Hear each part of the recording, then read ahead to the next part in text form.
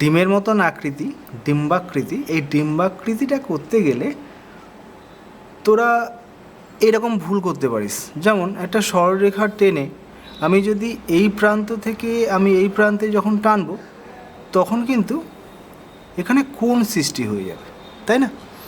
কিন্তু এইরকমভাবে যদি কোণ সৃষ্টি হয়ে যায় তো হবে না ডিম্বাকৃতি। তো আমাদের শুরুয়াত কিন্তু এখান থেকে করা উচিত নয়। আমাদের করা উচিত কেমন না, সরলরেখা টানার পরেই এর ওপর থেকে আর এর নিচ থেকে, যেরকমভাবে আমি ত্রিভুজের অংশ আমি কিছু শিখিয়েছিলাম ঠিক ওই রকমভাবে আমি এখান থেকে নিয়ে আমি এখানে জুড়ব, তবে রাউন্ড পাবো। আমি এখান থেকে নিয়ে এখানে জুড়ব, তবে রাউন্ড পাবো।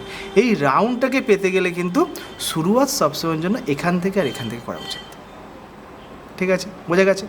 তো এইরকম একটা ডিম্বাকৃতি করার পরেই কী করতে হবে না, এটার আর এটার মাঝখানে বিন্দু দিয়ে তার ঠিক নিচেই এখান থেকে নিয়ে একটা কী করতে হবে, স্মাইল করতে হবে।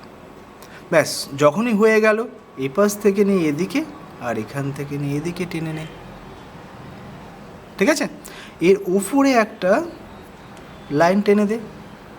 তারপর এখান থেকে নিয়ে এই যে গ্যাপটা আছে এই গ্যাপটার এখানে একটা আর এখানে একটা লাইন টেনে দে।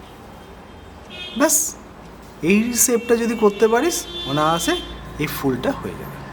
ঠিক আছে, তো এবার হচ্ছে এইটাকে লাইনটাকে এদিকে বাড়িয়ে দে, আর এই নিচের লাইনটা একটা ছোট্ট করে একটা নিয়ে নে, এখানে একটা ঠিক করে ফেল। ব্যাস হয়ে গেল। দেখ আমি কেমনভাবে করছি।